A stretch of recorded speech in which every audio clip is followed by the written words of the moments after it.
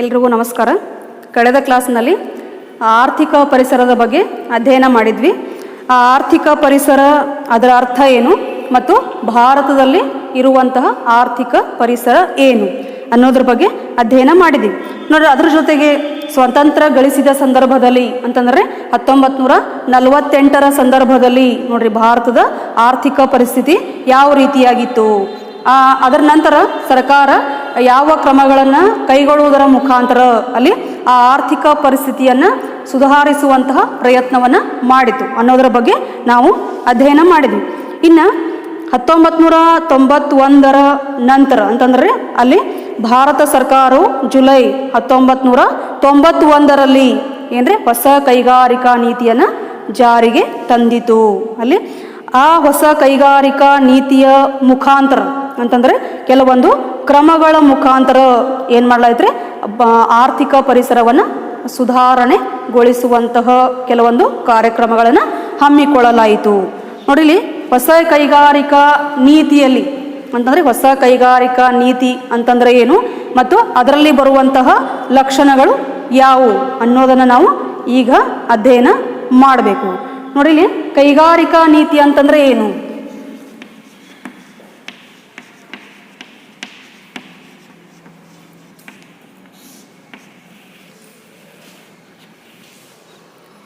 ನೋಡ್ರಿ, ಕೈಗಾರಿಕೆಗಳ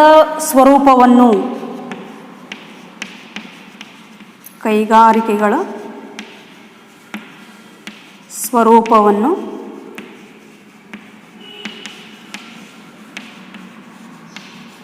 ಅಂದರೆ ಕಂಪನಿಯ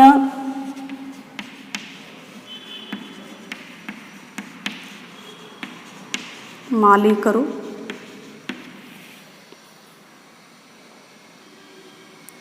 ನಡೆಸಿಕೊಂಡು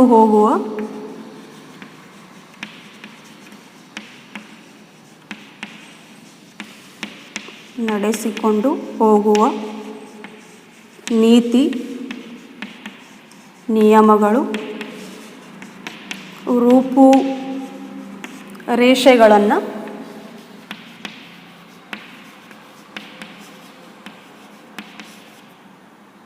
ಏನಂತ ಕರಿತೀವ್ರಿ? ಕೈಗಾರಿಕಾ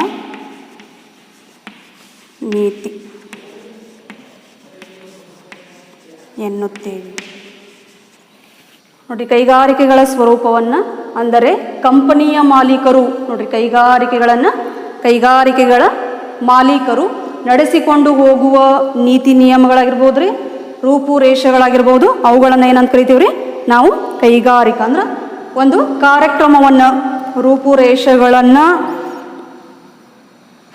ಒಂದು ಕಾರ್ಯಕ್ರಮವನ್ನು ಏನಂತ ಕರಿತೀವ್ರಿ? ಕೈಗಾರಿಕಾ ನೀತಿ ಅಂಥೇಳಿ ನಾವಿಲ್ಲಿ ಕರಿತೀವಿ. ನೋಡಿ, ಇಲ್ಲಿ ಆ 1991 ಏನು ಹೊಸ ಕೈಗಾರಿಕಾ ನೀತಿ ಜಾರಿಗೆ ಬಂತಲ್ರಿ, ಅದ್ರ ಮುಖಾಂತರ ಅಲ್ಲಿ ಏನು ಮಾಡಲಾಯಿತು ನೋಡ್ರಿ. ಅಲ್ಲಿ ಭಾರತದಲ್ಲಿ ಏನಾಗಿತ್ತು? 1991ಕ್ಕಿಂತ ಮುಂಚೆ ಏನಾಗಿತ್ತು? ಆರ್ಥಿಕ ಪರಿಸ್ಥಿತಿ ನೆಲ ಕಚ್ಚಿ ಹೋಗಿತ್ತು ನೋಡೋದನ್ನ. ಆ ಒಂದು ಆರ್ಥಿಕ ಪರಿಸರವನ್ನು ಮೇಲೆತ್ತುವ ಸಲುವಾಗಿ ಸರ್ಕಾರ ಏನು ಮಾಡಿದ್ರಿ? ಜುಲೈ 1991ರಲ್ಲಿ ಹೊಸ ಕೈಗಾರಿಕಾ ನೀತಿಯನ್ನು ಜಾರಿಗೆ ತಂದಿತು. ನೋಡಿ, ಇದರಲ್ಲಿ ಬರುವಂತಹ ಲಕ್ಷಣಗಳು ಯಾವುವು?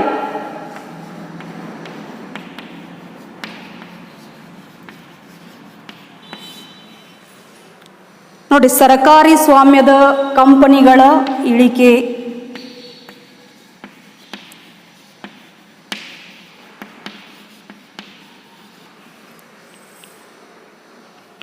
ಕಂಪನಿಗಳ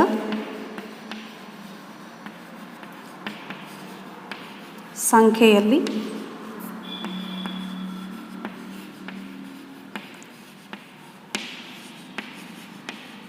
ನೋಡ್ರಿ, ಹೊಸ ಕೈಗಾರಿಕಾ ನೀತಿಯ ಪ್ರಕಾರ ಏನು ಮಾಡಿದ್ರಿ? ಸರ್ಕಾರ ಸ್ವಾಮ್ಯದ ಕಂಪನಿಗಳ ಸಂಖ್ಯೆಯಲ್ಲಿ ಇಳಿಕೆಯನ್ನು ಮಾಡಲಾಯಿತು. ನೋಡ್ರಿ, ಅವಾಗ ಸರ್ಕಾರಿ ಒಡೆತನದಲ್ಲಿರುವಂತಹ ಕೈಗಾರಿಕೆಗಳ ಸಂಖ್ಯೆ ಎಷ್ಟಿತ್ರಿ? ಮೊದಲು 17 ಇತ್ತು. ಆ 17ಅನ್ನು ಏನು ಮಾಡಲಾಯ್ತು? 17ರಿಂದ 8ಕ್ಕೆ ಇಳಿಕೆ ಮಾಡಲಾಯಿತು.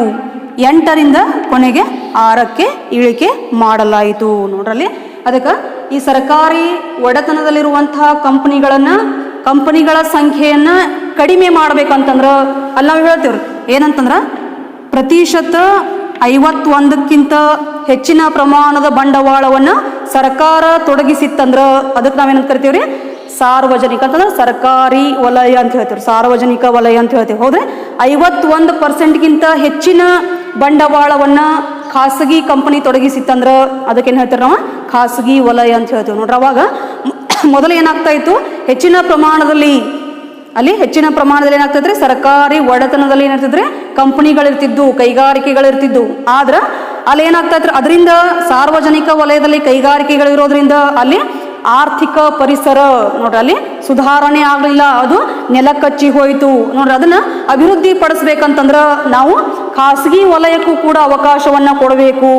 ಖಾಸಗಿ ವಲಯ ಮತ್ತು ಸಾರ್ವಜನಿಕ ವಲಯ ನೋಡ್ರಿ ಎರಡು ಮಿಶ್ರ ಅರ್ಥವ್ಯವಸ್ಥೆಯ ಮುಖಾಂತರ ಏನ್ ಮಾಡ್ಬೇಕ್ರಿ, ಆ ಸಾರ್ವಜನಿಕ ವಲಯ ಮತ್ತು ಖಾಸಗಿ ವಲಯ ಎರಡೂ ಕೂಡಿ ಏನ್ ಮಾಡ್ಬೇಕ್ರಿ ಕೈಗಾರಿಕೆಗಳನ್ನ ಸ್ಥಾಪನೆ ಮಾಡಬೇಕು ಅನ್ನೋ ಒಂದು ನಿರ್ಧಾರಕ್ಕೆ ಅಲ್ಲಿ ಸರ್ಕಾರ ಬಂತು. ಅದಕ್ಕೆ ಆ ಖಾಸಗಿ ವಲಯಕ್ಕೆ ಕೂಡ ಅವಕಾಶವನ್ನ ಕೊಡುವುದರ ಸಲುವಾಗಿ ಏನ್ ಮಾಡಿದ್ರಿ, ಸರ್ಕಾರಿ ಸ್ವಾಮ್ಯದ ಕಂಪನಿಗಳ ಸಂಖ್ಯೆಯಲ್ಲಿ ಇಳಿಕೆಯನ್ನ ಮಾಡಲಾಯಿತು. ಅಂತಂದ್ರೆ 17ಕ್ಕಿರುವಂತಹ ಸಂಖ್ಯೆಯನ್ನ 8ಕ್ಕೆ ಇಳಿಕೆ ಮಾಡಲಾಯಿತು, 8ರಿಂದ 6ಕ್ಕೆ ಇಳಿಕೆ ಮಾಡಲಾಯಿತು.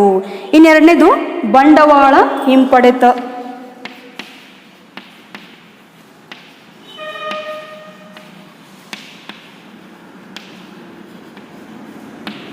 ನೋಡ್ರಿ, ಬಂಡವಾಳ ಹಿಂಪಡೆತ ಅಂತಂದ್ರೆ ಏನು ಅಂತಂದ್ರೆ ಸರ್ಕಾರಿ ಒಡೆತನದಲ್ಲಿರುವಂತಹ ಕಂಪನಿಗಳನ್ನ ಅದನ್ನ ಬಂಡವಾಳವನ್ನ ಸರ್ಕಾರದ ಬಂಡವಾಳವನ್ನ ಕಡಿಮೆ ಮಾಡುವುದರ ಮುಖಾಂತರ ಅಲ್ಲಿ ಖಾಸಗಿ ಕಂಪನಿಗಳಿಗೆ ಅವಕಾಶವನ್ನ ಕೊಡುವುದರ ಮುಖಾಂತರ ಅಲ್ಲಿ ದೇಶದ ಆರ್ಥಿಕ ಅಭಿವೃದ್ಧಿಯನ್ನ ಮಾಡುವಂತ ಪ್ರಯತ್ನವನ್ನ ಮಾಡಲಾಯಿತು. ಅಂತಂದ್ರಲ್ಲಿ ಕೇವಲ 51ಕ್ಕಿಂತ ಹೆಚ್ಚು ಬಂಡವಾಳವನ್ನ ಖಾಸಗಿ ವಲಯದವರು ಅಲ್ಲಿ ಒದಗಿಸುವುದರ ಮುಖಾಂತರ ಅಲ್ಲಿ ಆ ಬಂಡವಾಳವನ್ನ ಸಂಗ್ರಹಿಸುವುದರ ಮುಖಾಂತರ ಆ ಸರ್ಕಾರಿ ಸ್ವಾಮ್ಯದಲ್ಲಿರುವಂತಹ ಕಂಪನಿಗಳು ಏನಾದ್ರೆ ಖಾಸಗಿ ವಲಯದ ನಿಯಂತ್ರಣಕ್ಕೆ ಬಂದವು. ನೋಡ್ರಿ, ಮೊದಲ ಏನಾಗ್ತಾ ಇತ್ತಂದ್ರ ಸರ್ಕಾರದ ಒಡೆತನದಲ್ಲಿರುವಂತಹ ಕಂಪನಿಗಳು, ಸರ್ಕಾರದ ನಿಯಂತ್ರಣದಲ್ಲಿ ಕಂಪನಿಗಳಿದ್ದು ಅಂತಂದ್ರ ಅಲ್ಲಿ ನಮಗ ಸಂರಕ್ಷಣೆ ಅದ ಅಂತ ಅಂದ್ಕೊಂಡಿದ್ರು ಮೊದಲ, ಅದರಿಂದ ನಮ್ಗ ಸುರಕ್ಷತೆ ಅದ.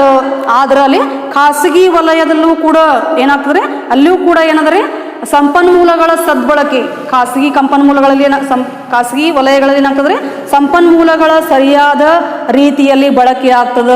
ಖಾಸಗಿ ಕಂಪನಿಗಳು ಕೂಡ ಏನ್ ಮಾಡ್ತಾವ್ರೆ, ಸರಿಯಾದ ರೀತಿಯಲ್ಲಿ ಕಚ್ಚಾ ಸಂಪನ್ಮೂಲಗಳನ್ನ ಬಳಕೆ ಮಾಡಿ ಉತ್ಪಾದನೆಯ ಪ್ರಮಾಣವನ್ನು ಹೆಚ್ಚಿಗೆ ಮಾಡ್ತಾವೆ. ಹೌದ್ರೆ ಅಲ್ಲಿ ಉತ್ಪಾದನೆಯ ಪ್ರಮಾಣ ಹೆಚ್ಚಿಗೆ ಆದಾಗ ಮಾತ್ರ ಅಲ್ಲಿ ಏನಾಗ್ತದೆ, ದೇಶದ ಆರ್ಥಿಕ ಅಭಿವೃದ್ಧಿ ಆಗ್ತದ. ಅದಕ್ಕೆ ಇಲ್ಲಿ ಏನ್ ಮಾಡ್ಲಾಯ್ತ್ರಿ, 51%ಗಿಂತ ಹೆಚ್ಚಿನ ಒಂದು ಬಂಡವಾಳ ಏನಿತ್ತಲ್ರಿ ಅದನ್ನ ಏನ್ ಮಾಡ್ಲಾಯ್ತ್ರಿ, ಕಡಿಮೆ ಮಾಡ್ಲಾಯ್ತು. ಅಂತಂದ್ರೆ 51% ಕಡಿಮೆ ಅಂತ 49 ಇರ್ಬೋದ್ರಿ, 50 ಇರ್ಬೋದು. ಇದಕ್ಕಿಂತ ಕಡಿಮೆ ಬಂಡವಾಳವನ್ನ ಯಾರೇ ಸರ್ಕಾರ ಹಾಕಿತು. ಇನ್ನು 51%ಗಿಂತ ಹೆಚ್ಚಿನ ಬಂಡವಾಳವನ್ನ ಯಾರೇ ಖಾಸಗಿ ಕಂಪನಿಗಳು ಬಂಡವಾಳವನ್ನ ತೊಡಗಿಸುವುದರ ಮುಖಾಂತರ ಆ ಖಾಸಗಿ ಕಂಪನಿಗಳ ನಿಯಂತ್ರಣ ಸರ್ಕಾರದಲ್ಲ. ಅವರೇ 51%ಗಿಂತ ಹೆಚ್ಚಿನ ಬಂಡವಾಳವನ್ನ ಖಾಸಗಿ ಕಂಪನಿಗಳು ಹಾಕಿದ್ದು ಅಂತಂದ್ರ ಆ ನಿಯಂತ್ರಣ ಸರ್ಕಾರದ ನಿಯಂತ್ರಣದಲ್ಲಿ ಆ ಕಂಪನಿಗಳು ಇರುವುದಿಲ್ಲ. ಆ ಕಂಪನಿಗಳ ನಿಯಂತ್ರಣ ಯಾರ ಕೈಯಲ್ಲಿ ಇರ್ತೈತ್ರಿ, ಖಾಸಗಿ ವಲಯದ ವ್ಯಕ್ತಿಗಳ ಕಡೆ ಏನಿರ್ತದ್ರಿ ಆ ಒಂದು ನಿಯಂತ್ರಣ ಇರ್ತದ. ನೋಡ್ರಿ, ಇದರಿಂದ ಕೇವಲ ಸಾರ್ವಜನಿಕ ವಲಯದಲ್ಲಿರುವಂತಹ ಕೈಗಾರಿಕೆಗಳ ಮುಖಾಂತರ ದೇಶದ ಅಭಿವೃದ್ಧಿ ಆಗುವುದಿಲ್ಲ. ಅಲ್ಲಿ ಏನ್ ಬೇಕ್ರಿ, ಖಾಸಗಿ ವಲಯದ ಅವಶ್ಯಕತೆನೂ ಕೂಡ ಅದ ಅಂತ ಹೇಳ್ತೀವಿ. ಅದಕ್ಕೆ ಈ 1991 ಹೊಸ ಕೈಗಾರಿಕಾ ನೀತಿಯ ಪ್ರಕಾರ ಅಲ್ಲಿ ಏನ್ ಮಾಡ್ಲಾಯ್ತ್ರಿ, ಸರ್ಕಾರದ ನಿಯಂತ್ರಣದಲ್ಲಿರುವಂತಹ ಕೈಗಾರಿಕೆಗಳ ಸಂಖ್ಯೆಯನ್ನ ಏನ್ ಮಾಡ್ಲಾಯ್ತ್ರಿ, ಕಡಿಮೆ ಮಾಡಲಾಯಿತು. ಅಂತಂದ್ರಲ್ಲಿ ಖಾಸಗಿ ವಲಯಕ್ಕೂ ಕೂಡ ಅವಕಾಶವನ್ನ ಮಾಡಿ ಕೊಡಲಾಯಿತು. ಇನ್ನು ಮೂರನೇದ್ರಿ ವಿದೇಶಿ ಬಂಡವಾಳ.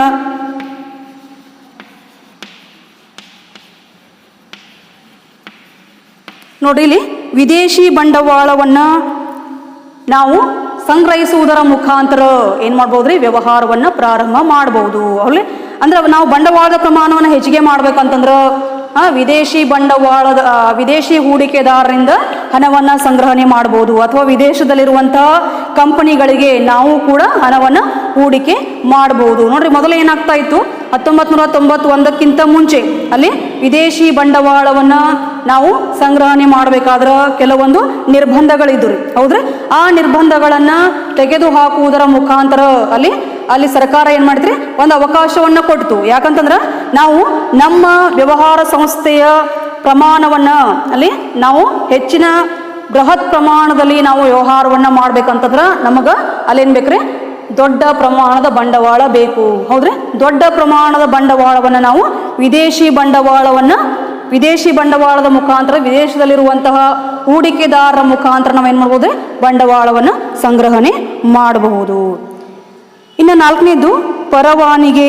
ನೋಡ್ರಿ, ಅದಕ್ಕೆ ಪರವಾನಿಗೆ ರೀ ನಾವು ತಾಂತ್ರಿಕ ಒಪ್ಪಂದಗಳನ್ನು, ಯಾಕಂತಂದ್ರೆ ವಿದೇಶದಲ್ಲಿರುವಂತಹ ತಂತ್ರಜ್ಞಾನವನ್ನು ಬಳಕೆ ಮಾಡಲಿಕ್ಕೆ ನಮಗೆ ಪರವಾನಗಿಯನ್ನು ನೀಡಲಾಯಿತು. ನೋಡ್ರಿ, ಯಾಕಂತಂದ್ರೆ ಇಲ್ಲಿ ನಾವು ಪೈಪೋಟಿಯುಕ್ತ ಸರಕುಗಳನ್ನು ಉತ್ಪಾದನೆ ಮಾಡಲಿಕ್ಕೆ, ಹೌದ್ರಿ, ಹೊಸ ಹೊಸ ವಸ್ತುಗಳನ್ನು ಉತ್ಪಾದನೆ ಮಾಡಬೇಕಾದ್ರೆ ನಮಗೇನು ಬೇಕ್ರಿ ಆಧುನಿಕ ತಂತ್ರಜ್ಞಾನ ಬೇಕು.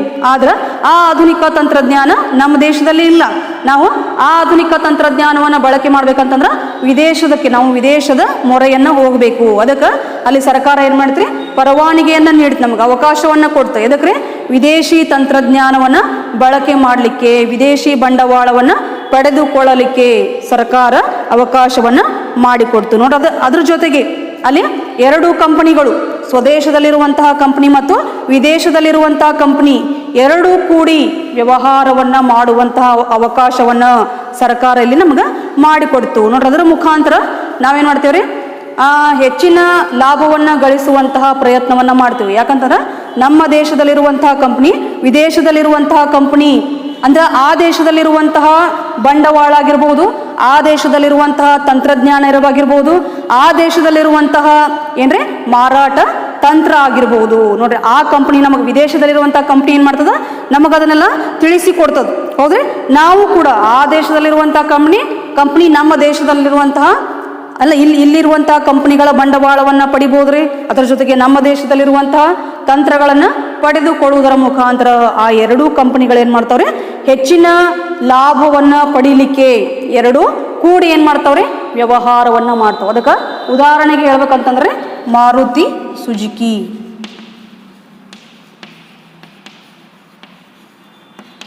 ನೋಡ್ರಿ, ನಮ್ಮ ದೇಶದಲ್ಲಿರುವಂತಹ ಕಂಪ್ನಿ ಮತ್ತು ವಿದೇಶದಲ್ಲಿರುವಂತಹ ಕಂಪನಿ 2 ಕಂಪನಿಗಳು ಕೂಡಿ ಏನು ಮಾಡ್ತಾವ್ರಿ ವ್ಯವಹಾರವನ್ನು ಮಾಡ್ತಾವೆ. ನೋಡ್ರಿ, ಅಲ್ಲಿ ಅದು ಎಷ್ಟು ವರ್ಷಗಳವರೆಗೆ ಅಂತಂದರೆ ನಾವು ಎಷ್ಟು ವರ್ಷಗಳವರೆಗೆ ಈ ವ್ಯವಹಾರವನ್ನು ಮುಂದುವರಿಸಿಕೊಂಡು ಹೋಗಬೇಕು ಅನ್ನೋದ್ರಲ್ಲಿ ಒಪ್ಪಂದ ಮಾಡ್ಕೊಂಡಿರ್ತಾವೆ.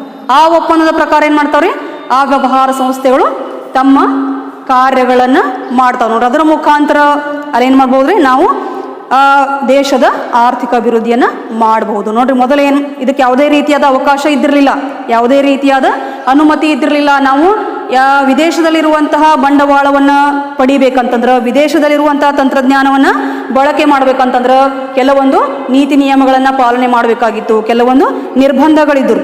ನೋಡೋದಕ್ಕೆ ಅದರಿಂದ ಏನಾಗ್ತಾ ಇತ್ತು, ಅದಕ್ಕೆ ಅವಕಾಶ ಇರಲಿಲ್ಲ. ಅದಕ್ಕೆ ಅಲ್ಲೇನಾಗ್ತಾ ಇತ್ರಿ ಕಡಿಮೆ ಸಂಖ್ಯೆಯಲ್ಲಿ ಅಂದ್ರೆ ದೇಶದ ಆರ್ಥಿಕ ಅಭಿವೃದ್ಧಿ ಏನಾಗತ್ತಲ್ಲಿ ನೆಲ ಕಚ್ಚಿ ಹೋಯಿತು, ಅಲ್ಲಿ ಅಭಿವೃದ್ಧಿ ಆಗಲಿಲ್ಲ. ಅವಾಗ ಆ ಹೊಸ ಕೈಗಾರಿಕಾ ನೀತಿಯ ಅನ್ವಯ ಏನು ಮಾಡ್ಲಾಗ್ತಾ ಇತ್ರಿ ನಾವು ವಿದೇಶಿ ಬಂಡವಾಳ ಅದ್ರ ಜೊತೆಗೆ ಪರವಾನಿಗೆಯನ್ನು ಪಡೆಯುವುದರ ಮುಖಾಂತರ ನಾವೇನು ಮಾಡ್ಬೋದ್ರಿ ಇಲ್ಲಿ ಬೇರೆ ದೇಶದ ಜೊತೆಗೆ ವ್ಯವಹಾರವನ್ನು ಮಾಡುವಂತಹ ಅವಕಾಶವನ್ನು ಕೊಡಲಾಯಿತು. ನೋಡೋದಕ್ಕೆ ದೊಡ್ಡ ಕೈಗಾರಿಕಾ ಸಂಸ್ಥೆಗಳ ಕೈಗಾರಿಕಾ ಘಟಕಗಳ ಬೆಳವಣಿಗೆ ಮತ್ತು ವಿಸ್ತರಣೆಯ ಹಾದಿಯಲ್ಲಿನ ಅಡೆತಡೆಗಳನ್ನು ನಿವಾರಿಸಲು ಸೂಕ್ತ ಕ್ರಮಗಳನ್ನು ಕೈಗೊಳ್ಳಲಾಯಿತು. ನೋಡೋದಕ್ಕೆ ಇಲ್ಲಿ ಕೇವಲ ದೊಡ್ಡ ಕೈಗಾರಿಕೆಗಳಿಗಷ್ಟೇ ಅಲ್ಲ, ಅದರ ಜೊತೆಗೆ ಅಲ್ಲಿ ದೊಡ್ಡ ಕೈಗಾರಿಕೆಗಳ ವಿಸ್ತರಣೆಗೆ ಹೌದ್ರಿ ಬೆಳವಣಿಗೆಯನ್ನು ಹೊಂದಲಿಕ್ಕೆ ಏನು ಅಡೆತಡೆಗಳ ಇದ್ದು ಅಲ್ರಿ ಆ ಎಲ್ಲ ಅಡೆತಡೆಗಳನ್ನು ನಿವಾರಿಸಲು ಸರ್ಕಾರ ಏನು ಮಾಡ್ತೀರಿ ಕೆಲವೊಂದು ಕ್ರಮಗಳನ್ನು ತೆಗೆದುಕೊಂಡಿತು. ಅದರ ಜೊತೆಗೆ ದೊಡ್ಡ ಕೈಗಾರಿಕೆಗಳು ಅಷ್ಟೇ ಅಲ್ಲ, ಸಣ್ಣ ಕೈಗಾರಿಕೆಗಳಿಗೂ ಕೂಡ ಎಲ್ಲ ರೀತಿಯ ಸಹಾಯದ ಭರವಸೆಯನ್ನು ನೀಡಲಾಯಿತು ಮತ್ತು ಅವುಗಳಿಗೆ ಹೆಚ್ಚಿನ ಒಂದು ಮಾನ್ಯತೆಯನ್ನು ಒದಗಿಸಲಾಯಿತು. ನೋಡೋದಕ್ಕೆ ಸಣ್ಣ ಕೈಗಾರಿಕೆಗಳ ಜೊತೆಗೆ ದೊಡ್ಡ ಕೈಗಾರಿಕೆಗಳಿಗೂ ಕೂಡ ಏನು ಮಾಡಲಾಯ್ತು ಒಂದು ಉತ್ಪಾದನೆಯಲ್ಲಿ ಆಗಿರ್ಬೋದು ಅಥವಾ ಮಾರಾಟಗಳಲ್ಲಿ ಆಗಿರ್ಬೋದು ಬರುವಂತಹ ಅಡೆತಡೆಗಳನ್ನು ನಿವಾರಿಸಲು ಏನು ಮಾಡ್ತೀರಿ ಸರ್ಕಾರವು ಕೆಲವೊಂದು ಕ್ರಮಗಳನ್ನು ಕೈಗೊಂಡಿತು. ಯಾಕಂತಂದ್ರೆ ಕೇವಲ ಸ್ವದೇಶಿ ವ್ಯವಹಾರ ಅಷ್ಟಲ್ಲ, ವಿದೇಶಿ ವ್ಯವಹಾರವನ್ನು ಮಾಡಬೇಕಾದ್ರೆ ಅಲ್ಲಿ ಏನು ಬೇಕು ನಮಗೆ ಕೆಲವೊಂದು ಕ್ರಮಗಳನ್ನು ನಾವೇನು ಮಾಡಬೇಕಾಗ್ತದೆ, ಪಾಲನೆ ಮಾಡಬೇಕಾಗ್ತದೆ. ಅದಕ್ಕೆ ಆ ಎಲ್ಲ ನಿರ್ಬಂಧಗಳನ್ನು ಕಡಿಮೆ ಮಾಡುವುದರ ಮುಖಾಂತರ ನೋಡ್ರಿ, ಯಾಕಂತಂದ್ರೆ ನಾವು ಹೇಳ್ತೀವಿ ಸರ್ಕಾರಿ ಸ್ವಾಮ್ಯದ ಕಂಪನಿಗಳ ಸಂಖ್ಯೆಯಲ್ಲಿ ಇಳಿಕೆಯನ್ನು ಮಾಡಲಾಯಿತು. ಅದು ಎಷ್ಟರಿಂದ ರೀ? 17ರಿಂದ 8, 8ರಿಂದ 6. ಇನ್ನು 6 ಏನು ಉಳ್ದಾವಲ್ರಿ? ಅವು 6 ಏನ್ರಿ ಕಂಪನಿಗಳು. ಆ 6 ಕಂಪನಿಗಳು ಯಾವುವು? ಸರ್ಕಾರದ ಒಡೆತನದಲ್ಲಿರುವಂತಹ ಆ 6 ಕೈಗಾರಿಕೆಗಳು ಯಾವುವು? ಅದು ಸಿಗರೇಟ್ ಇರ್ಬೋದು, ಮದ್ಯ ಇರ್ಬೋದು, ಶಸ್ತ್ರಾಸ್ತ್ರ ಇರ್ಬೋದು ರೀ, ಸ್ಫೋಟಕ ವಸ್ತುಗಳನ್ನು ಉತ್ಪಾದನೆ ಮಾಡೋದಾಗಿರ್ಬೋದು ರೀ, ಹಾನಿಕಾರಕ ರಾಸಾಯನಿಕ ಔಷಧಿಗಳಾಗಿರ್ಬೋದು. ಇವೆಲ್ಲ ಏನ್ರಿ ಸರ್ಕಾರದ ಸ್ವಾಮ್ಯದಲ್ಲಿರುವಂತಹ 6 ಏನ್ರಿ ಕಂಪನಿಗಳು ಅಂತ ಹೇಳ್ತೀವಿ ನಾವು. ಅದಕ್ಕೆ ಇಲ್ಲಿ ಈ ಏನು ದೇಶದ ಆರ್ಥಿಕ ಅಭಿವೃದ್ಧಿ ನೆಲ ಕಚ್ಚಿತ್ತಲ್ರಿ, ಅದನ್ನು ಸ್ವಲ್ಪ ಮೇಲಕ್ಕೆತ್ತಲು ಏನು ಮಾಡಿದ್ರಿ? ಸರ್ಕಾರ ಕೆಲವೊಂದು ನಿರ್ಧಾರಗಳನ್ನು ತೆಗೆದುಕೊಂಡಿತು. ಇನ್ನು ಆ ನಿರ್ಧಾರಗಳಲ್ಲಿ ಯಾವುದ್ರಿ? ಉದಾರೀಕರಣ, ಖಾಸಗೀಕರಣ ಮತ್ತು ಜಾಗತೀಕರಣ. ನೋಡ್ರಿ, ಈಗಾಗಲೇ ನೀವು ಅದನ್ನ ಫಸ್ಟ್ ಇಯರ್ದಾಗ ಓದಿರಿ. LPG liberalisation, privatisation and globalisation. ನೋಡಿ, ಇದ್ರ ಮುಖಾಂತರ ಅಲ್ಲಿ ಏನು ಮಾಡ್ಲಾಯ್ತ್ರಿ? ದೇಶದ ಆರ್ಥಿಕ ಅಭಿವೃದ್ಧಿಯನ್ನು ಸುಧಾರಿಸಲು ಕೆಲವೊಂದು ಕ್ರಮಗಳನ್ನು ತೆಗೆದುಕೊಳ್ಳಲಾಯಿತು. ನೋಡ್ರಿ, ಅದಕ್ಕೆ ಉದಾರೀಕರಣ ಅಂತಂದ್ರೆ ಏನು? ಉದಾರೀಕರಣದಲ್ಲಿ ಬರುವಂತಹ ಕೆಲವೊಂದು ಅಂಶಗಳು ಅದನ್ನು ನಾವೀಗ ನೋಡೋಣ ರೀ. ಉದಾರೀಕರಣ ಅಂತಂದ್ರೆ ನೋಡ್ರಿ, ಉದಾರೀಕರಣ ಎಂದರೆ ಅನಗತ್ಯ ನಿರ್ಬಂಧಗಳನ್ನು ತೆಗೆದುಹಾಕುವುದು.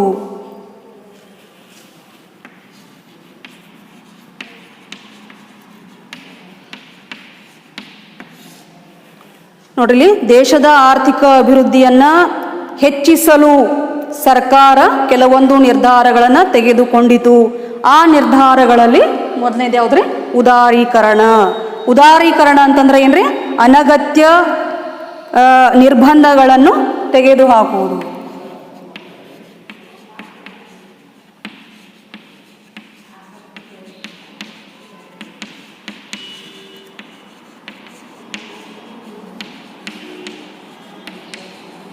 ತೆಗೆದುಹಾಕುವುದು ಅಥವಾ ತೊಡೆದು ಹಾಕುವುದು. ನೋಡಿಲಿ, ಮೊದಲನೇದು ಕೈಗಾರಿಕೆಗಳಿಗೆ ಅನುಮತಿ ಅಗತ್ಯತೆಗಳನ್ನು ರದ್ದುಗೊಳಿಸುವುದು. ನೋಡ್ರಿ, ಅದಕ್ಕೆ ಯಾವ ರೀತಿಯಾಗಿ ಅಂತಂದ್ರೆ ಕೈಗಾರಿಕೆಗಳಿಗೆ ಅನುಮತಿ. ನೋಡ್ರಿ, ನಾವು ನಮ್ಮ ದೇಶದಲ್ಲಿರುವಂತಹ ಕಂಪ್ನಿ ವಿದೇಶದಲ್ಲಿ ಕಂಪ್ನಿಯನ್ನು ಸ್ಥಾಪನೆ ಮಾಡಬೇಕಾದ್ರೆ, ವಿದೇಶದಲ್ಲಿರುವಂತಹ ಕಂಪ್ನಿ ನಮ್ಮ ದೇಶದಲ್ಲಿ ಇನ್ನೊಂದು ಕಂಪನಿಯನ್ನು ಸ್ಥಾಪನೆ ಮಾಡಬೇಕಾದ್ರೆ ಅಲ್ಲಿ ಅನುಮತಿಯ ಅವಶ್ಯಕತೆ ಇತ್ತು. ಆದ್ರೆ 1991 ನಂತರ ಅಲ್ಲೇನು ಮಾಡಿದ್ರಿ? ಕೈಗಾರಿಕೆಗಳಿಗೆ ಅನುಮತಿ ಅಗತ್ಯತೆಗಳನ್ನು ಏನು ಮಾಡಲಾಯ್ತ್ರಿ? ರದ್ದು ಪಡಿಸಲಾಯಿತು. ನೋಡ್ರಿ, ಯಾಕಂದ್ರೆ ಹೇಳ್ತೀರಿ ನಾವು ಕೇವಲ ಸ್ವದೇಶಿ ವ್ಯವಹಾರವನ್ನು ಮಾಡುವುದರ ಮುಖಾಂತರ ಲಾಭ ಗಳಿಸೋದಲ್ಲ, ವಿದೇಶಿ ವ್ಯವಹಾರವನ್ನು ಮಾಡುವುದರ ಮುಖಾಂತರ ದೇಶದ ಆರ್ಥಿಕ ಅಭಿವೃದ್ಧಿಯನ್ನು ಮಾಡಬೇಕು. ಹೌದ್ರಿ, ವಿದೇಶಿ ವ್ಯವಹಾರವನ್ನು ಮಾಡಬೇಕಾದ್ರೆ, ಅಂತಾರಾಷ್ಟ್ರೀಯ ವ್ಯವಹಾರವನ್ನು ಮಾಡಬೇಕಾದ್ರೆ ಅಲ್ಲಿ ನಾವು ಏನು ಮಾಡ್ತೇವ್ರಿ? ನಮ್ಮ ದೇಶದಲ್ಲಿ ಕಂಪನಿ ಇರ್ತದ, ಆದ್ರೆ ನಾವು ಇಲ್ಲಿ ಉತ್ಪಾದನೆ ಮಾಡಿದಂಥ ವಸ್ತುವನ್ನು ಏನು ಮಾಡ್ತೀವಿ? ವಿದೇಶದಲ್ಲಿ ಮಾರಾಟ ಮಾಡ್ತೀವಿ. ಅಥವಾ ವಿದೇಶದಲ್ಲಿ ಒಂದು ಕಂಪನಿಯನ್ನು ಸ್ಥಾಪನೆ ಮಾಡಿ ಅಲ್ಲಿ ಪ್ರಾರಂಭ ಮಾಡಿ ಅಲ್ಲಿ ವಸ್ತುಗಳನ್ನು ಉತ್ಪಾದನೆ ಮಾಡಿ ಅವುಗಳನ್ನು ಅಲ್ಲಿ ವಿದೇಶದಲ್ಲಿ ಮಾರಾಟ ಮಾಡ್ತೀವಿ. ಅಂತಂದ್ರೆ ಇದೆಲ್ಲ ಮಾಡಬೇಕಾದ್ರೆ ಅಲ್ಲಿ ಅನುಮತಿಯನ್ನು ಅಗತ್ಯತೆಗಳನ್ನು ಏನು ಮಾಡಿದ್ರಿ? ರದ್ದು ಪಡಿಸಲಾಯಿತು. ಅಲ್ಲಿ ಮುಕ್ತವಾಗಿ ಕೈಗಾರಿಕೆಗಳನ್ನು ಪ್ರಾರಂಭ ಮಾಡಲು ಸರ್ಕಾರ ಅವಕಾಶ ಮಾಡಿಕೊಟ್ಟಿತು.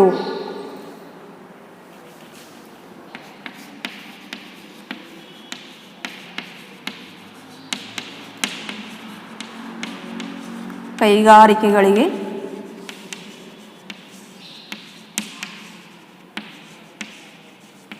ಅನುಮತಿ ಅಗತ್ಯತೆಗಳನ್ನು ರದ್ದು ಪಡಿಸುವುದು.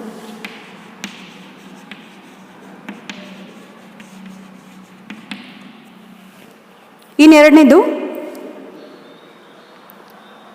ಪ್ರಮಾಣವನ್ನು ನಿರ್ಧರಿಸುವ ಸ್ವಾತಂತ್ರ್ಯ.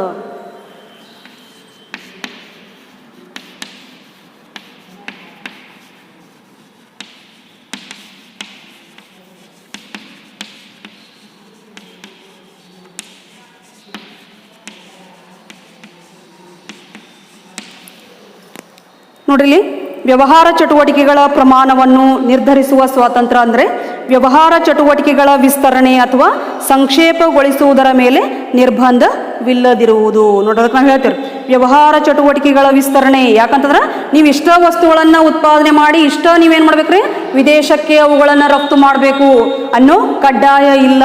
ನೋಡಿ ನಾವೇನು ಮಾಡ್ಬೋದ್ರಿ ಎಷ್ಟು ವಸ್ತುಗಳನ್ನು ಉತ್ಪಾದನೆ ಮಾಡ್ಬೋದು ಅಥವಾ ಎಷ್ಟು ಬೇಕಾದರೂ ವಸ್ತುಗಳನ್ನು ವಿದೇಶಕ್ಕೆ ನಾವುಗಳನ್ನು ರಫ್ತು ಮಾಡಬಹುದು. ವಿದೇಶದಲ್ಲಿ ಉತ್ಪಾದನೆ ಆದಂಥ ವಸ್ತುಗಳನ್ನು ನಾವು ನಮ್ಮ ದೇಶಕ್ಕೆ ಅವುಗಳನ್ನು ಆಮದು ಮಾಡಿಕೊಳ್ಳುವುದು. ನೋಡ್ರಿ ಇದರಲ್ಲಿ ಯಾವುದೇ ರೀತಿಯಾದ ನಿರ್ಬಂಧವಿಲ್ಲ. ಅಂತಂದ್ರೆ ದೊಡ್ಡ ಅಥವಾ ಸಣ್ಣ ಪ್ರಮಾಣ, ದೊಡ್ಡ ಪ್ರಮಾಣದ ವ್ಯವಹಾರ ಆಗಿರ್ಬೋದ್ರಿ ಸಣ್ಣ ಪ್ರಮಾಣದ ವ್ಯವಹಾರ ಆಗಿರ್ಬೋದು, ಅದನ್ನ ನಿರ್ಧರಿಸುವಂತಹ ಸ್ವಾತಂತ್ರ್ಯವನ್ನ ಆ ಒಂದು ಕೈಗಾರಿಕೆಗಳಿಗೆ ಒದಗಿಸಿಕೊಡಲಾಯಿತು. ನೋಡೋದಕ್ಕೆ ದೊಡ್ಡ ಪ್ರಮಾಣದ ಅಂತಂದ್ರೆ ನಾವು ವ್ಯವಹಾರವನ್ನ ಮಾಡುವಂತಹ ಒಂದು ಗಾತ್ರ ಅಂತ ಹೇಳ್ತೀವಿ ನಾವು.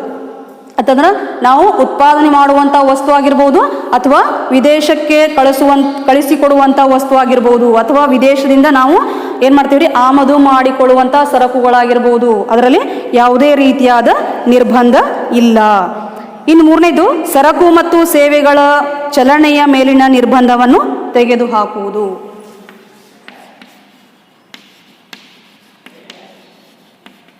ಸರಕು ಮತ್ತು ಸೇವೆಗಳ ಚಲನೆಯ ಮೇಲಿನ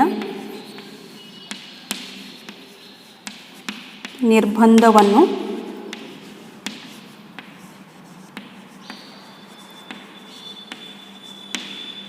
ನೋಡ್ರಿ ಇಲ್ಲಿ ಮುಕ್ತವಾಗಿ ಸರಕು ಮತ್ತು ಸೇವೆಗಳ ಚಲನೆ ಹೋದ್ರೆ ಅಲ್ಲಿ ಯಾವುದೇ ರೀತಿಯಾದ ನಿರ್ಬಂಧಗಳನ್ನು ಹಾಕುವಂತಿಲ್ಲ. ಅಲ್ಲಿ ಮುಕ್ತವಾಗಿ ಏನಾಗಬೇಕ್ರಿ ಸರಕು ಮತ್ತು ಸೇವೆಗಳ ಚಲನೆ ಆಗಬೇಕು. ಅಂತಂದ್ರಲ್ಲಿ ನಮ್ಮ ದೇಶದಲ್ಲಿರುವಂತಹ ವಸ್ತು ವಿದೇಶಕ್ಕೆ ಮುಕ್ತವಾಗಿ ಏನಾಗ್ಬೋದ್ರಿ ರಫ್ತು ಆಗ್ಬೋದು, ವಿದೇಶದಲ್ಲಿರುವಂತಹ ವಸ್ತು ಮುಕ್ತವಾಗಿ ನಮ್ಮ ದೇಶಕ್ಕೆ ಆಮದು ಆಗಬಹುದು. ಇದರ ಮೇಲೆ ಯಾವುದೇ ರೀತಿಯಾದ ನಿರ್ಬಂಧವನ್ನು ಹಾಕಲಿಲ್ಲ. ಅದಕ್ಕೆ ಆ ಎಲ್ಲ ನಿರ್ಬಂಧಗಳನ್ನು ತೆಗೆದು ಹಾಕುವುದು. ಇನ್ನು ಸರಕು ಮತ್ತು ಸೇವೆಗಳ ಮೇಲೆ ನಿಗದಿ ಸ್ವಾತಂತ್ರ್ಯ, ಬೆಲೆ ನಿಗದಿ. ಸರಕು ಸೇವೆಗಳ ಬೆಲೆ ನಿಗದಿ ಸ್ವಾತಂತ್ರ್ಯ.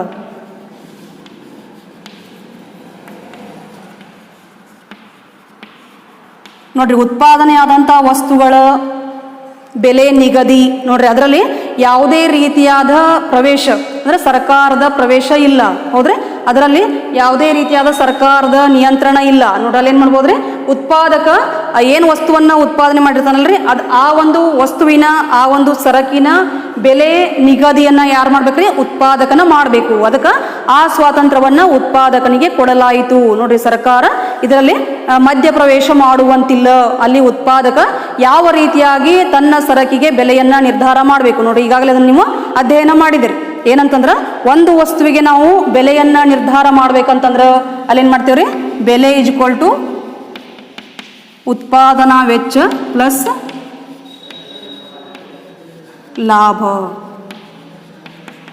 ನೋಡ್ರಿ ಒಂದು ವಸ್ತುವನ್ನ ಉತ್ಪಾದನೆ ಮಾಡ್ಬೇಕಾದ್ರ ನಾವು ಅಲ್ಲಿ ಅದಕ್ಕೆ ಎಷ್ಟು ಹಣವನ್ನ ಖರ್ಚು ಮಾಡೇವಿ, ಹೌದ್ರಿ ಅಲ್ಲಿ ಎಷ್ಟು ತೆರಿಗೆಯನ್ನ ನಾವು ಅದಕ್ಕೆ ತುಂಬೇವಿ. ನೋಡ್ರಿ ಅಲ್ಲಿ ಬೇರೆ ಬೇರೆ ರೀತಿಯಾದ ತೆರಿಗೆಗಳಿರ್ತಾವ್ರಿ. ಹೌದ್ರಿ ಆ ತೆರಿಗೆ ಆ ವೆಚ್ಚ ಪ್ಲಸ್ ನಮಗೆಷ್ಟು ಲಾಭ ಆಗಬೇಕು ಅನ್ನೋದನ್ನ ಎರಡನ್ನ ಕೂಡಿಸಿ ನಾವೇನ್ ಮಾಡ್ತೀವ್ರಿ ಆ ವಸ್ತುವಿಗೆ ಒಂದು ಬೆಲೆಯನ್ನ ನಿರ್ಧಾರ ಮಾಡ್ತೀವಿ. ಆದ್ರ ಆ ಬೆಲೆ ನಿಗದಿಯ ಸ್ವಾತಂತ್ರ್ಯವನ್ನ ಉತ್ಪಾದಕನಿಗೆ ಕೊಟ್ಟಾಗ ಅದನ್ನ ಅವನೇನ್ ಮಾಡಬಾರ್ದ್ರಿ ದುರುಪಯೋಗ ಪಡಿಸಿಕೊಳ್ಬಾರ್ದು, ದುರುಪಯೋಗ ತಗೋಬಾರ್ದು ಅವ. ಯಾಕಂತಂದ್ರ ಆ ಬೆಲೆ ಅನ್ನೋದು ಏನಾಗಿರ್ಬೇಕ್ರಿ ಯೋಗ್ಯ ಬೆಲೆ ಆಗಿರ್ಬೇಕು. ನೋಡ್ರಿ ಹೆಚ್ಚಿನ ಬೆಲೆ ಆ ಒಂದು ವಸ್ತುವಿಗೆ ಹೆಚ್ಚಿನ ಬೆಲೆಯನ್ನ ನಿರ್ಧಾರ ಮಾಡಿದಾಗ ಅಲ್ಲಿ ಏನಾಗ್ತದ್ರಿ ಗ್ರಾಹಕ ಏನ್ ಮಾಡ್ತಾನ್ರಿ ಆ ವಸ್ತುವನ್ನ ಖರೀದಿ ಮಾಡೋದಿಲ್ಲ ನಾವು. ಮತ್ತ ಅದಕ್ಕೆ ಅಲ್ಲಿ ಉತ್ಪಾದನಾ ವೆಚ್ಚ ಅದ್ರ ಜೊತೆಗೆ ಲಾಭದ ಪ್ರಮಾಣ ಎಷ್ಟಿರಬೇಕು ಅನ್ನೋದನ್ನ ನಿರ್ಧಾರ ಮಾಡಿ ಉತ್ಪಾದಕ ಆ ವಸ್ತುವಿಗೆ ಒಂದು ಬೆಲೆಯನ್ನ ನಿರ್ಧಾರ ಮಾಡಬೇಕು. ಆ ಸ್ವಾತಂತ್ರ್ಯವನ್ನ ಇಲ್ಲಿ ಯಾರಿಗೆ ಉತ್ಪಾದಕನಿಗೆ ಕೊಡಲಾಯಿತು. ಅದು ಉದಾರೀಕರಣದ ಮುಖಾಂತರ. ಇನ್ನು ನೆಕ್ಸ್ಟ್ ತೆರಿಗೆ ದರಗಳಲ್ಲಿ ಕಡಿತ.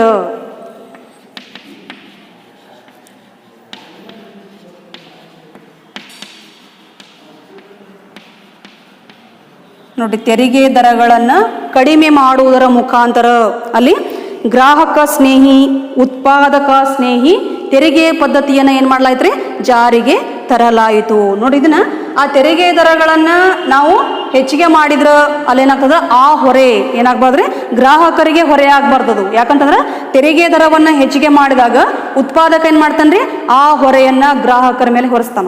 ಯಾಕಂತಂದ್ರೆ ಅದೇನಾಗ್ಬಿಟ್ರೆ ಅವಾಗ ಬೆಲೆ ಹೆಚ್ಚಿಗೆ ಮಾಡ್ತಾನ ಅವನು. ಇಲ್ಲಿ ಉತ್ಪಾದನಾ ವೆಚ್ಚ ಜಾಸ್ತಿ ಆಗ್ತದೆ. ಯಾಕಂತಂದ್ರೆ ಇಲ್ಲಿ ಏನಾಗೈತ್ರಿ, ಏನು ಹಣವನ್ನು ಖರ್ಚು ಮಾಡೀವಿ ಅದ್ರ ಜೊತೆಗೆ ತೆರಿಗೆಯ ಪ್ರಮಾಣ ಎಷ್ಟು, ಅದಕ್ಕೆ ತೆರಿಗೆಯನ್ನು ಎಷ್ಟು ತುಂಬೇವಿ, ಅದ್ರ ಜೊತೆಗೆ ಲಾಭ, ತೆರಿಗೆ ದರ ಹೆಚ್ಚಿಗೆ ಆದಾಗ ಅಲ್ಲಿ ಬೆಲೆನೂ ಕೂಡ ಹೆಚ್ಚಿಗೆ ಆಗ್ತದೆ. ತೆರಿಗೆ ದರ ಕಡಿಮೆ ಆದಾಗ ಬೆಲೆನೂ ಕೂಡ ಕಡಿಮೆ ಆಗ್ತದೆ. ಅದಕ್ಕೇನು ಹೇಳ್ತಾರೆ ಇಲ್ಲಿ, ಉದಾರೀಕರಣದ ಮುಖಾಂತರ ಏನು ಮಾಡ್ಲೈತ್ರಿ, ತೆರಿಗೆ ದರಗಳನ್ನು ಕಡಿಮೆ ಮಾಡುವುದರ ಮುಖಾಂತರ ಗ್ರಾಹಕ ಸ್ನೇಹಿ ಮತ್ತು ಉತ್ಪಾದನಾ ಸ್ನೇಹಿ ತೆರಿಗೆ ಪದ್ಧತಿಗಳನ್ನು ಏನು ಮಾಡ್ಲೈತ್ರಿ ಇಲ್ಲಿ ಜಾರಿಗೆ ತರಲಾಯಿತು. ಇನ್ನು ರಫ್ತು ಮತ್ತು ಆಮದು ಕ್ರಮಾನುಗತಿಗಳನ್ನು ಸರಳೀಗೊಳಿಸುವುದು.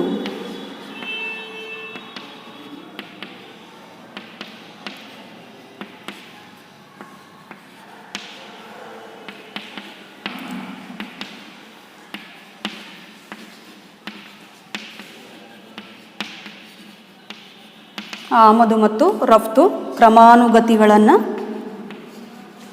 ಸರಳೀಕರಿಸಿ.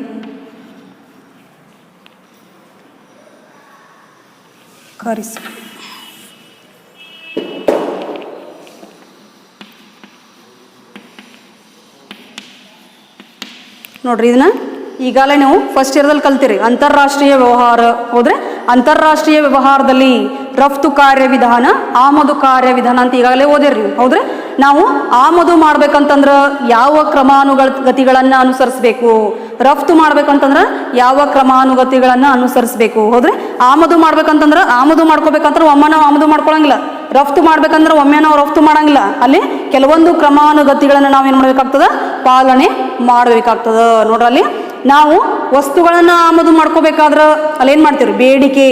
ಹೌದ್ರಿ, ಬೇಡಿಕೆಯನ್ನು ಇಡ್ತೇವೆ. ಬೇಡಿಕೆಯನ್ನು ಇಟ್ಟು ಅಲ್ಲೇನು ಮಾಡ್ತೇವ್ರಿ, ಅಲ್ಲಿ ಕ್ರಯಪಟ್ಟಿ ಅಂದ್ರೆ ವಸ್ತುವಿನ ಬೆಲೆ, ಗುಣಮಟ್ಟ ಅದ್ರ ಬಗ್ಗೆ ತಿಳ್ಕೊತೀವಿ. ನಂತರ ನಾವೇನು ಮಾಡ್ತೀವ್ರಿ, ಆರ್ಡರ್.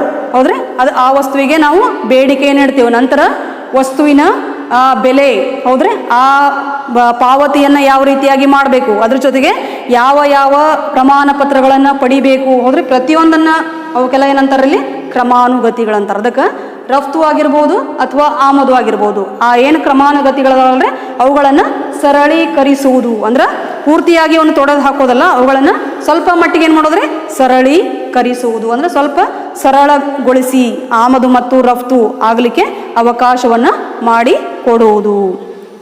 ಇನ್ನು ನೆಕ್ಸ್ಟ್ 7ನೇದು ವಿದೇಶಿ ಬಂಡವಾಳ ಮತ್ತು ತಂತ್ರಜ್ಞಾನವನ್ನು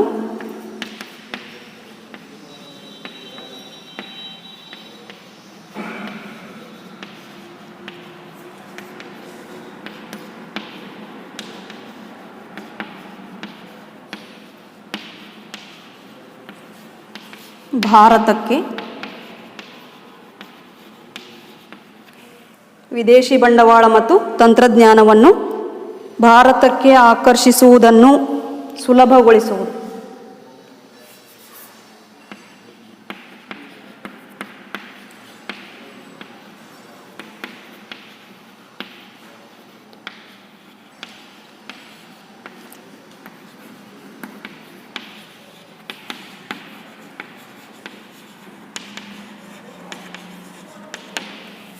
ನೋಡ್ರಿ, ನಮ್ಮ ದೇಶದಲ್ಲಿ ಇರುವಂತಹ ವ್ಯವಹಾರ ಸಂಸ್ಥೆ ಕಂಪನಿ ಏನದಲ್ರಿ, ಆ ಕಂಪನಿ ವಿದೇಶಿ ಬಂಡವಾಳ ಮತ್ತು ವಿದೇಶಿ ತಂತ್ರಜ್ಞಾನವನ್ನು ಆಕರ್ಷಿಸುವುದಕ್ಕೆ ಏನು ಮಾಡಿದ್ರೆ ಅನುವು ಮಾಡಿಕೊಡುವುದು ಅಥವಾ ಅದನ್ನು ಸುಲಭಗೊಳಿಸುವುದು. ಯಾಕಂತಂದ್ರೆ ನಾವೇನು ಮಾಡ್ತೀವ್ರಿ, ವಿದೇಶಿ ತಂತ್ರಜ್ಞಾನವನ್ನು ಬಳಕೆ ಮಾಡಿಕೊಳ್ಳುವುದರ ಮುಖಾಂತರ ಏನು ಮಾಡತ್ತೀವ್ರಿ, ಹೊಸ ಹೊಸ ವಸ್ತುಗಳನ್ನು ಉತ್ಪಾದನೆ ಮಾಡತ್ತೇವೆ.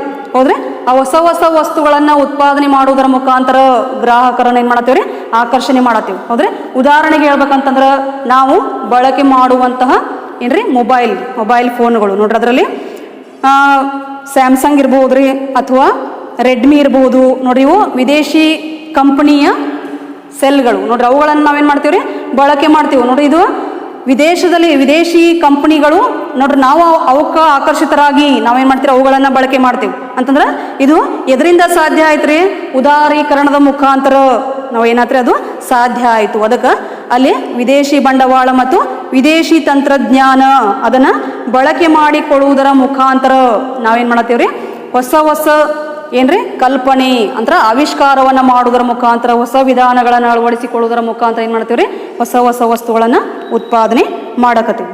ನೋಡಿದು ಉದಾರೀಕರಣಕ್ಕೆ ಸಂಬಂಧಪಟ್ಟ ಹಾಗೆ ಎಷ್ಟು ರೀ, 7 ಪಾಯಿಂಟ್ ಅದಾವ್ರಿ. ನೋಡಿ, ಇದ್ರ ಮುಖಾಂತರ ಅಲ್ಲಿ ಏನು ಮಾಡ್ತೀರಿ, ಉದಾರೀಕರಣದ ಮುಖಾಂತರ ಕೆಲವೊಂದು ನಿರ್ಬಂಧಗಳನ್ನು ತೆಗೆದು ಹಾಕುವುದರ ಮುಖಾಂತರ ಆಮದು ಮತ್ತು ರಫ್ತು, ಹೌದ್ರಿ, ಆಮದು ಮತ್ತು ರಫ್ತು ಇದನ್ನು ಮಾಡಲಿಕ್ಕೆ ಅವಕಾಶಗಳನ್ನು ಯಾರಿಗ್ರಿ, ವ್ಯವಹಾರ ಸಂಸ್ಥೆಯ ಮಾಲೀಕರಿಗೆ ಮಾಡಿ ಕೊಡಲಾಯಿತು. ನೋಡಿ, ಇದು ಉದಾರೀಕರಣ. ಫಿನಿಶ್.